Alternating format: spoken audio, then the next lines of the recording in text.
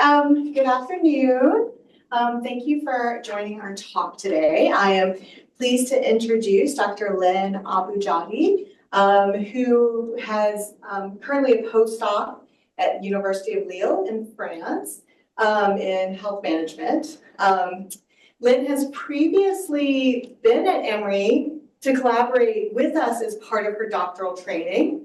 And some of you might have been at that initial talk where she talked about their initial program idea. So I'm very excited to have her back with us again today to share with us the outcomes of her doctoral work and going into what she's working on now during her postdoc.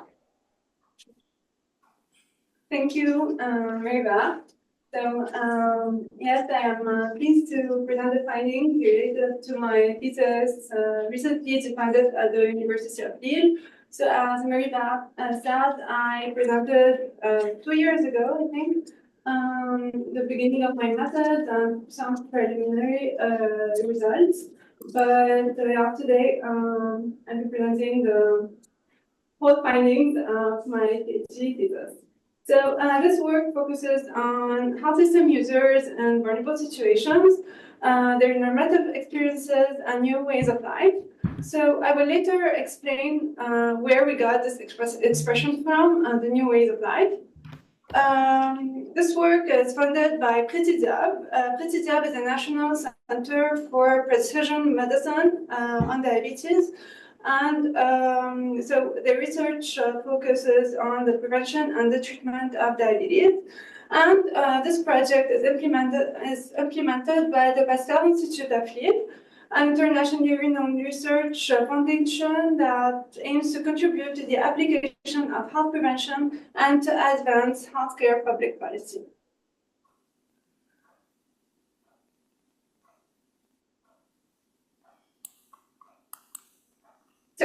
We will start this presentation with a testimony from Sandrine, a member of an association of peers at the Diabetes French Federation. She says diabetes is a disease that you have for life with potential complications, and there are days with and days without. My diabetes is still there, and my mental health is no longer there. Constantly tired, not easy with a 4-year-old. Too many questions and interrogations. I have not yet found the people who could make me accept this disease. Even my family and my partner do not understand when I say that I'm tired. That's why I joined the association to get answers and connections with other people who are experiencing the same thing. We see in this testimony the experience of a woman who feels misunderstood in the health system and in her social environment. Sandrine is looking for a social environment she can confide in. Users' experiences in the health systems are unique, whether it concerns prevention or treatment. And these experiences are even more complex when the trajectory of users includes situations of vulnerability.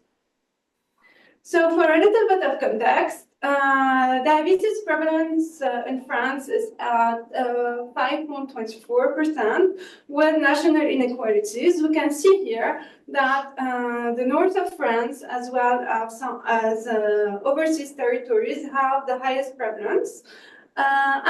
So Lille is in northern France.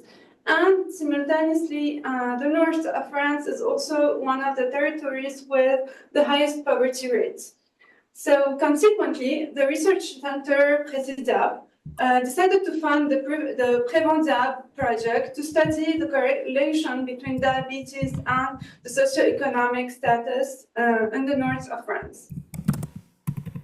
So the participants of the PrevenDIAB project are people who come to the Pasteur Institute of Lille to undergo a health prevention exam offered by the Social Security. So this health prevention exam is intended primarily for people above 16 years and who are disaffiliated from the healthcare system and in a precarious situation, who do not benefit from regular medical monitoring by a GP, and for people who make less use of preventive measures. This preventive examination allows people to integrate or reintegrate the coordinated healthcare pathway. So this exam is offered in a number of centers on a national level in France, and Pasteur is one of the sites, and this is where we're doing our longitudinal study.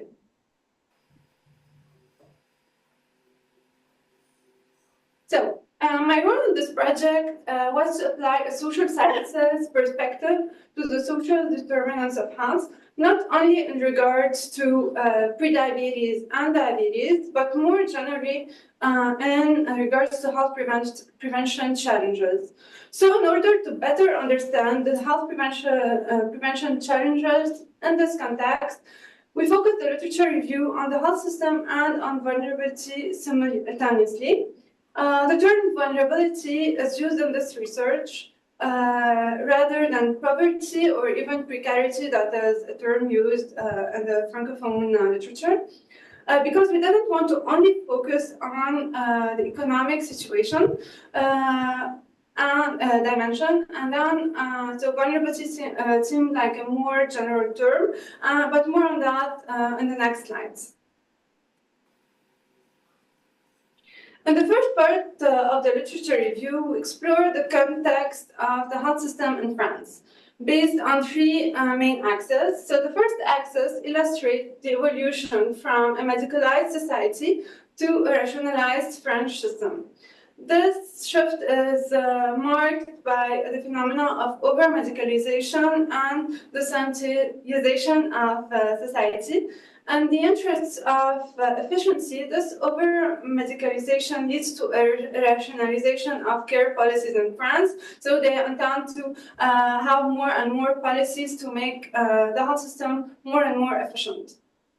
Finally, this transition highlights a transition from a curative health system to a more prevention-oriented model. So we see that today the policies by the Ministry of Health are mostly prevention-oriented to be able to prevent the cost of treatments later on. The second axis studies marketing initiatives and tools applied to health prevention, so mostly social marketing. However, in our society, health information is now so present and delivered from different sources that it poses challenges to the user that, like, for example, the confrontation to the cacophony of health information from different sources. We focus the third axis on the user to understand how they navigate the health system. So recent work highlights a multidimensional consideration of users and their health capital, and what is commonly known and called the patient experience is now called the human experience, to take into consideration all of the social and cultural aspect.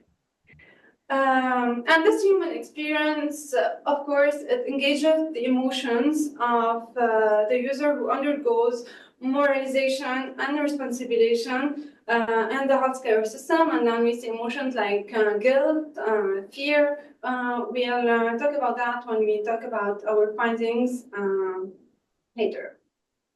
So, the second axis is about vulnerability, and being a user in the health system often means being vulnerable, especially when there is an illness. But what about the users who are already facing other conditions and situations of vulnerability? First, it is important to define what we mean by vulnerability, because sometimes it is defined in multiple literatures with multiple definitions. So here, it is about being at risk at any particular point in time for unequal opportunity to achieve maximum possible health and quality of life because of differences in intrinsic and extrinsic resources that are associated with good health.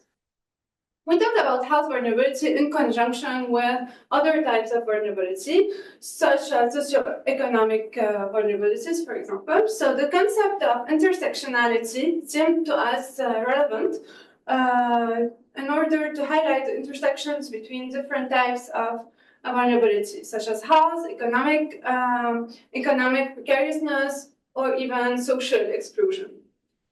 These situations lead to the emergence of specific mechanisms on the part of the users, like coping mechanism, but also the phenomenon of resilience. Finally, we propose to cross-reference the views on vulnerability and health in order to understand the major challenges related to prevention in these populations. There are still inequalities to access and health literacy, and difficulties in taking into account the heterogeneity of vulnerability situations.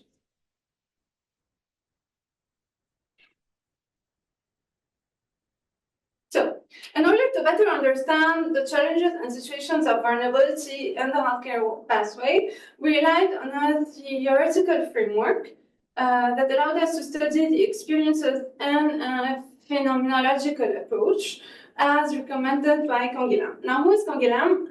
He is a 20th century French philosopher and physician. His work is devoted to epistemology and the history of science, particularly in biology and health.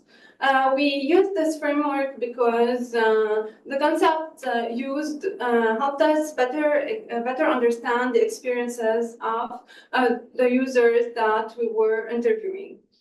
Canguilhem specified that if norms are inferior to previous specific norms in terms of stability, fertility, variability of life, or previous specific norms, they will be said to be pathological. If norms are eventually found to be equivalent in the same environment or in another higher environment, they will be said to be normal. Their normality will come from their normativity. The pathological is not the absence of biological norm, it is another norm, but comparatively rejected by life. And this excerpt from the normal and the pathological is like the most renowned book. Canguilhem specified that there is another possible norm, and that this is what Canguilhem called the new way of life. New ways because of the changes that happen in one's daily life after experiencing a disease, or even the change in lifestyle because of prevention recommendations, or even long-term nutritional recommendations because of a disease. Beyond the definition of normality, the Canguilhemian approach studies the individual experience of the subject in sickness and in health. Nicolas Rose, a British sociologist who took over the work of Canguilhem, also extends his reflection by introducing the term pre-patient. And we think that this is particularly important in our case because we were also studying people with pre-diabetes, so people who are not really sick, but who are not really healthy as well. So pre-patient really helped us work on this liminal phase in the middle.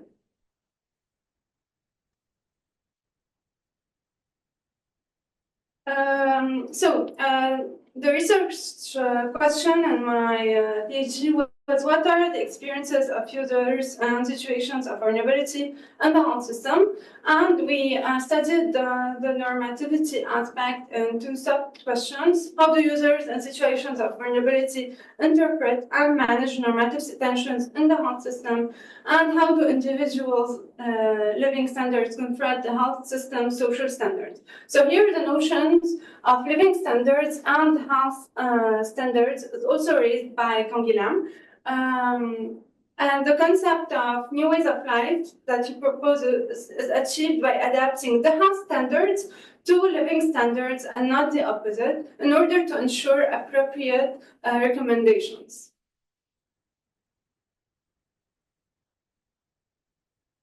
To answer these questions, we conducted a field of qualitative methods in the context of the PrevenDIAB study. So PrevenDIAB is an epidemiological study, and its primary objective is assessing the prevalence of prediabetes and diabetes according to the socioeconomic status, as we were saying earlier. The participants are consultants of the health prevention examination offered by the Social Security at the Pasteur Institute of Lille. The PrevenDIAB study as a big cohort with a lot of data collected from biological data, clinical, and of course paraclinical data as well. So the big sample is 2014 people, and there was a case control subgroup. So case control, so the cases had either pre-diabetes or undiagnosed diabetes, and the control subgroup had a normal glycemia. This subgroup is the one that I based my qualitative study on for my thesis. We started our field with participant observation in this case control subgroup. So the participant observation was about, so I helped collect the data, but I also had like a diary with me to be able to take notes about everything that is happening that was relevant to the social determinants of health, whether it was something about the encounter between the patient and any healthcare professional in this context, or if it was anything that was mentioned by the users that could be relevant. So other than the participant observation, for those who agreed to extend their visit, a semi-structured interview was conducted. We were able to do 65 semi-directive interviews. Then we contacted semi-structured informants to deepen the stories of experiences in their healthcare pathway. So at the end, we did 10 in-depth interviews with people who were in the 65 sample. And then another interview was also conducted with 6 people that we saw, so 6 from the 10, who accepted to come back again. And it was the last interview was around collages, so we gave them a lot of material like magazines, health brochures, and things like that. And it was really interesting. They were able to construct. Like an art-based healthcare, their art-based healthcare pathway on Canva. And then we discussed that in the last interview.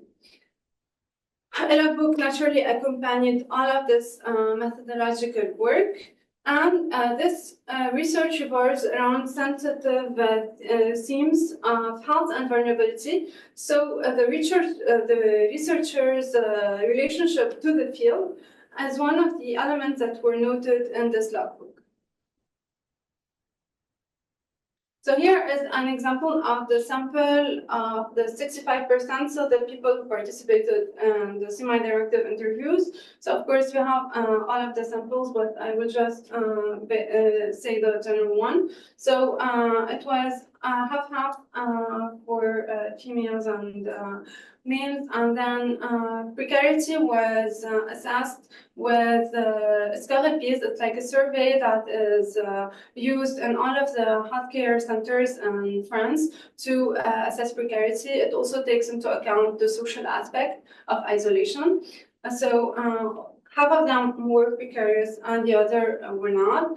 And the diabetes status was 40% for normal glycemia, 58% for prediabetes, and 2% for undiagnosed diabetes. The analysis of our collective qualitative data was first carried out by grounded theory. So the iteration of data analysis between the data and the literature allowed us to assess empirical saturation. At the same time, we used the intersectional analysis methodology of the German researcher Winker and Degel. As you have pointed out, our work focuses on the intersection of the vulnerability situations. So this analysis method seemed relevant to better understand the intersectionality in our qualitative data. So this intersectional analysis is based on three dimensions: the constructions of identity. That's the way in which the informants describe and present themselves. Symbolic representations, so the standards and values mentioned, and references to social structures, the positioning of individuals regarding institutions. So anytime they would mention something regarding an institution and how they perceive it. And the work of Winker and Degel, they identify specific categories to be used in their analysis, mainly for the identity dimension. But in our work, we decided to stay in anemic perspective, so coming from the informants themselves. And the analysis was built according to their words, without the limiting prior categories. This analytical methodology has helped us to better understand the experiences of intersectional vulnerabilities as well as the underlying power relationships.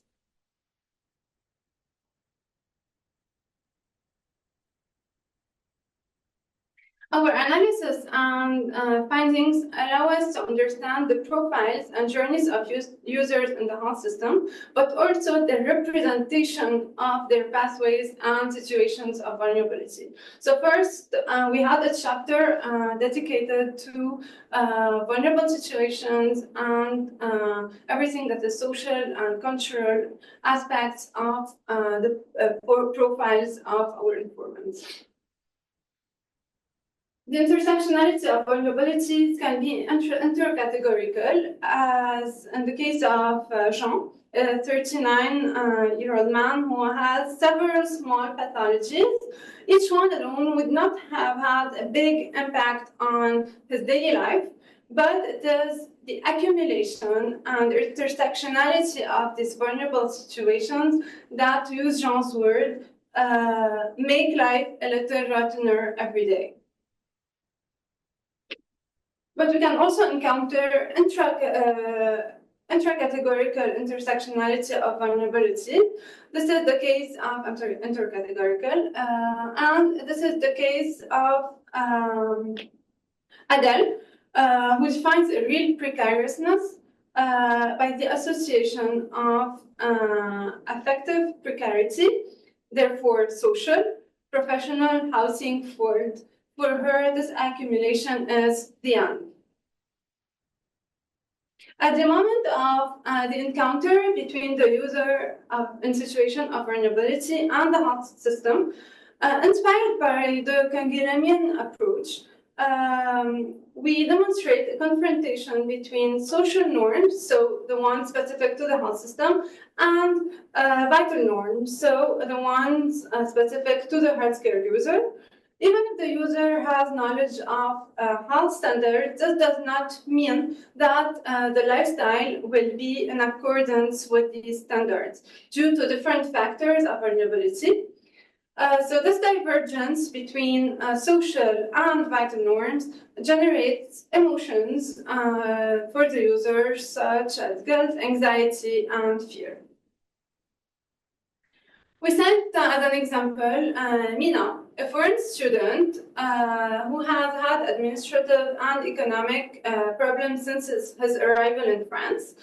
In his opinion, the healthcare pathway is accessible and universal. So in France, mostly mostly everything is offered in the healthcare system by the social security. So in his opinion, it is quite accessible and universal. But it is on a daily basis that it is difficult to follow the recommendations. For example, regarding nutrition recommendations. He says if someone is already struggling to find food that costs €1 and you ask him to respect certain things, it's not going to work. But it's not because we don't like to respect, we do. Who doesn't want their own health? Everybody wants good health. Now, when you don't have the means, you are obliged to not respect. Mina believes that health is obviously a priority for everyone, theoretically. However, there are situations such as poverty that prevent health, that prevent us to respect health standards.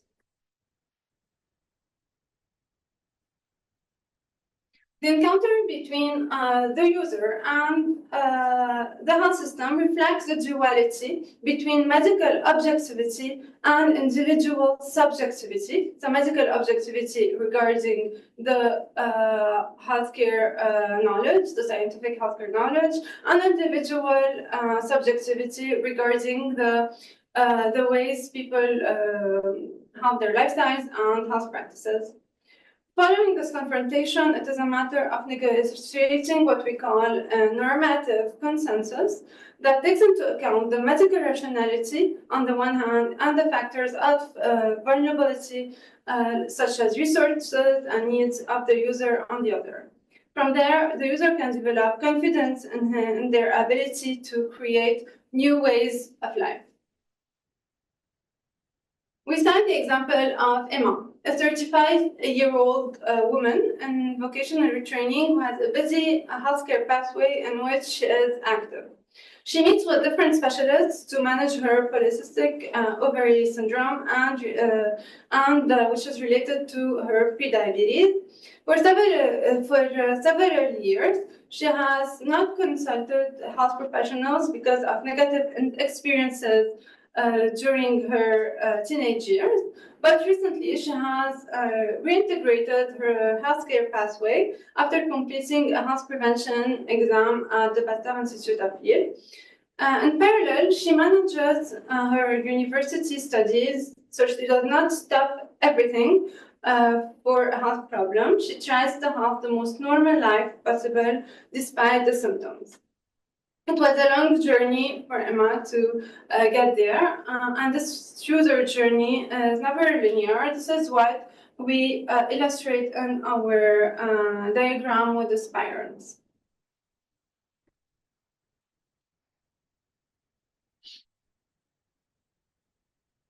Every time a patient or healthcare user encounters the health system, we identify steps that allow them to get to the new ways of life. This is how Emma's life standards have been long confronted, so that's number one, with social norms. The recommendations proposed by her health professionals were not suitable to her. Then she tries for a long time to keep her life normal away from the health system. Three, during a visit to the Pasteur Institute of Lille for a health prevention exam, she realizes that she needs to persevere in her health journey to treat and prevent the evolution of her health symptoms that started at a young age. She has used her cultural capital, developing it through personal research on her medical conditions. Between her personal research and her consultations with health professionals, so her GP, specialists, paraclinical professionals as well, she is now able to co-create new ways of life. Finally, loop after loop, this is how the nonlinear path of user in the health system is formed. So the spirals we were watching before, we were looking at before, and this is interesting because every time a user completes a loop, we have, so they have gained experience to use in the other loop. But as you have noted, creating the new ways of life takes a key step. that of using the resources of the health capital to optimize the capabilities. At this level, the creation of a space of confidence and trust is achieved through health capital. In Emma's case, we talked about developing her cultural capital. She mentioned that it was by increasing her knowledge that she was able to increase her cultural capital and then her self-confidence to be an actor in her healthcare system.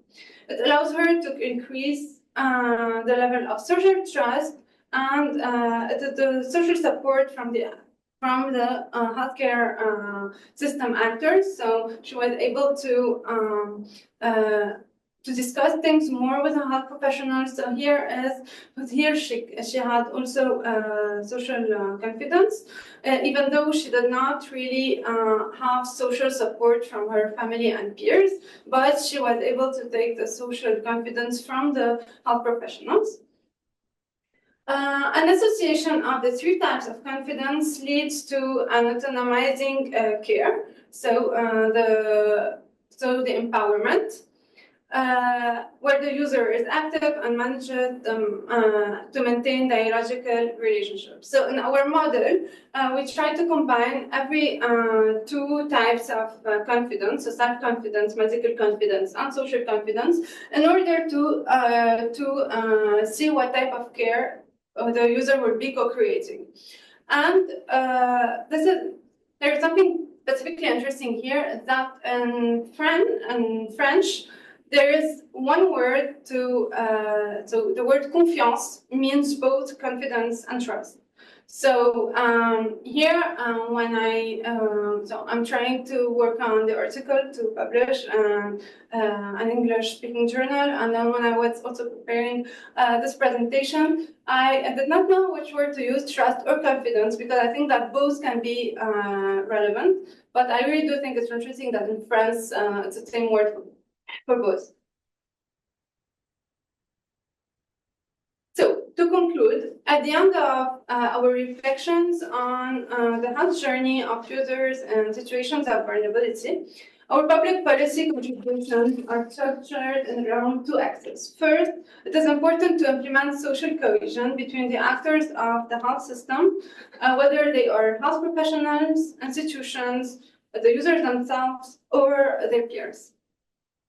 We talked about a space of confidence, creating a collaborative and inclusive dynamic between the different actors. For example, co-creating prevention that includes these actors in a communal therapeutic network or a communal approach to strengthen social cohesion between the different actors. And this communal approach reduces the burden of medical accountability on the user themselves. And secondly, for an inclusive prevention, the social standards of prevention must be adapted to the vital standards of users. This means adapting the healthcare supply to reduce the gap between an often normative medical rationale and the actual practices and needs of users.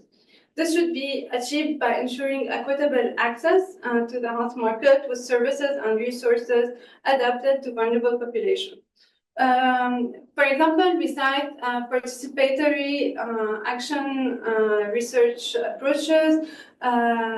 We usually see these approaches regarding nutrition and physical activity, and it's really important to have like a local connection between the healthcare professionals and the citizens. So at the end of this research, it is important to specify its limitations. First, we encountered sampling limitations. We focused our sample only on the users of the health examination center of the Pasteur Institute of Lille. So we know that the users who consult this examination center come from all of the region of the north. So this allowed us to cover this demography. And even though the sample is centered on the examination centers, the discourses we collected in the qualitative methods included experiences concerning different healthcare pathways. Second, there are also spatial and temporal limitations. The 65 semi-directive interviews were conducted in the PrevenDIAB study. It was necessary to organize the duration of the interviews according to all of the data collection. The clinical setting of the Pasteur Institute of Lille was also considered a limitation of this research because of the white coat syndrome, but it was also an asset, allowing us to conduct the participant observation in a clinical setting. We propose to extend these research findings with two perspectives that will be conducted during my postdoc this year. First, a new field work will take into account the other actors of the health system, and we will therefore interview healthcare professionals working at the Pasteur Institute of Lille, local associations that we work with in order to because the Pasteur Institute of Lille, they often work with local associations who give them some contacts to be able to have more and more people integrate this examination. And we will also, of course, with the acceptance from our informants, will try to talk to their social environment to be able to know the impact of the healthcare pathway on the peers. We also propose to develop a co-creation therapeutic network, so co-creation groups around personalized health prevention themes to implement the space of confidence that we're talking about. So it will also be like focus groups, but more like co-creation where people will be creating the prevention recommendations with us based on their living standards. So thank you for listening to me and for being here and being connected online.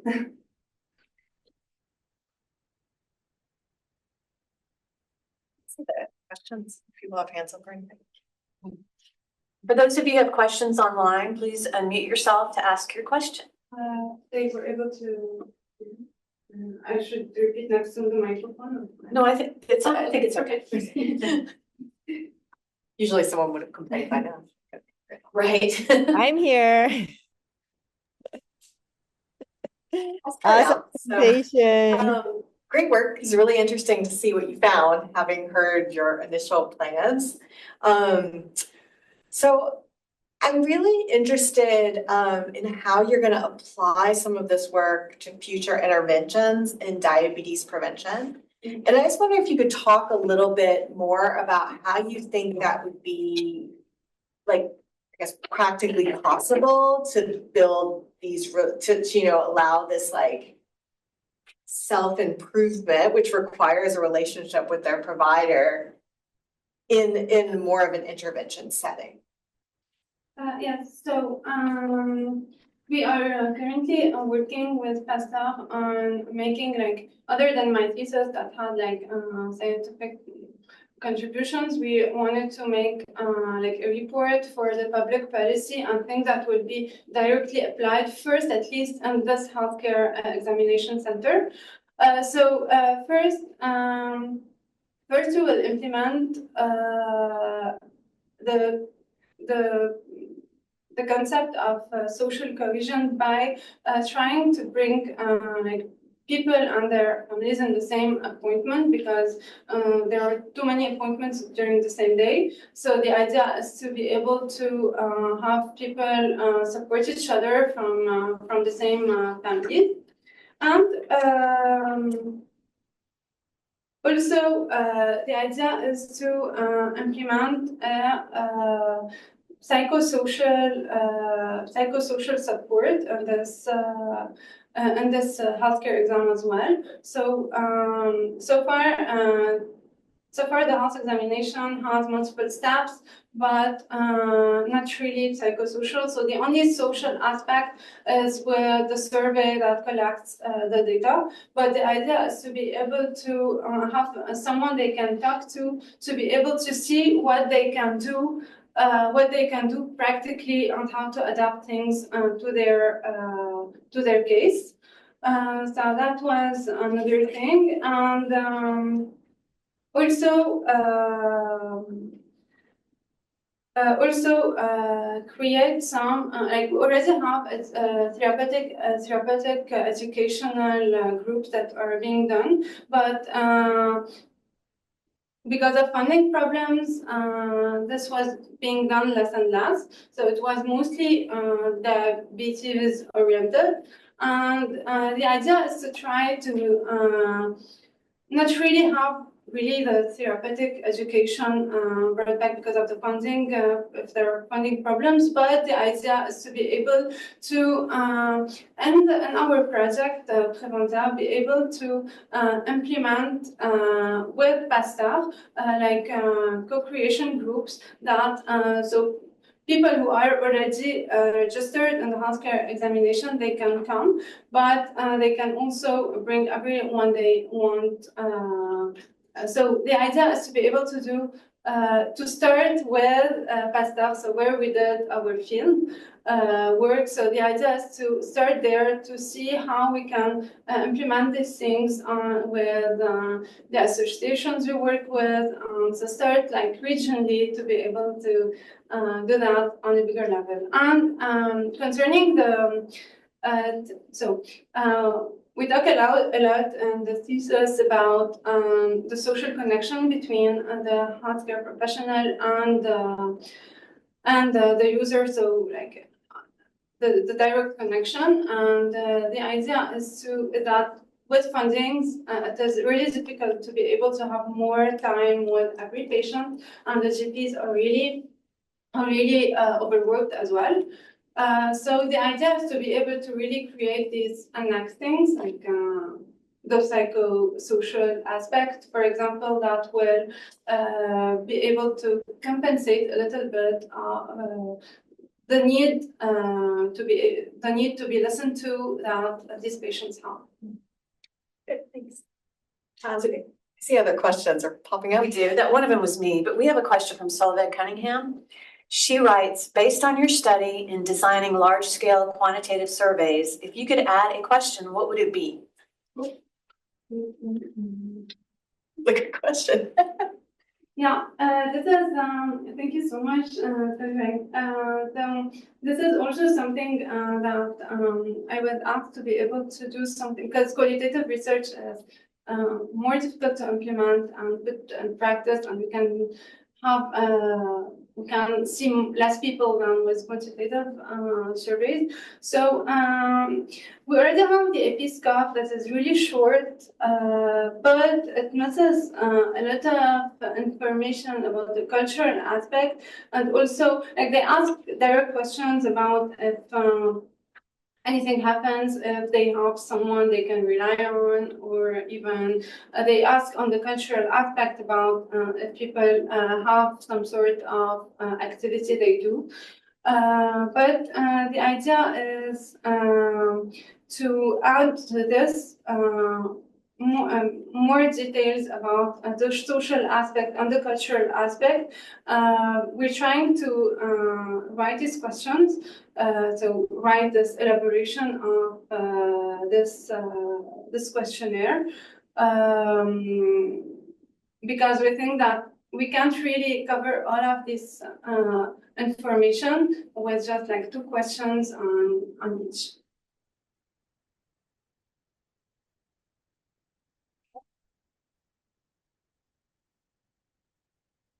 Oh, the question was, if I could add 1 question, what would it be? I just said, I think it would be about the perception of people on how they feel like if they are integrated or not in the healthcare pathway, because even about things like the health situation and the diseases, etc., etc. I think that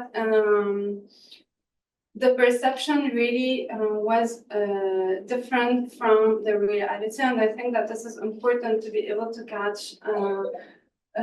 how people feel inside their healthcare pathway. That would be the one question I have. We have another question. I saw like 4 things popped up, so I wasn't sure if they were questions. One of them was me. One was you. One of them's me, just thanking people for coming. One of them, and then Solveig said, great presentation. So I have another question since I'm here, I'm going to ask. When you were presenting at the end, your model of intersectionality, and you were talking about one of the participants who wasn't getting good family support or community support, but got good support from their provider and was able to like progress on this like positive spiral towards integration and better health.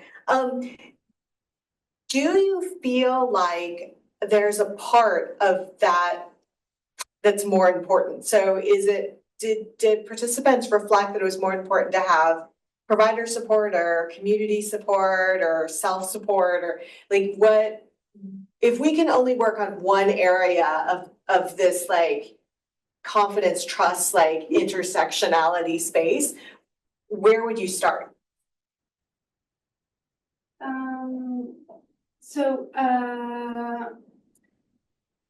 I think that the 3 of them are theoretically important, but I saw in my interviews, so the findings were more subjective. So some people, so I've had an informant, so I learned that at some point that she prefers to be alone in the sense that she doesn't need to share her healthcare pathway with her peers. So to her, that was enough. She preferred on focusing on self-confidence. So I think that this is where subjectivity is more important because it relies on people's preferences.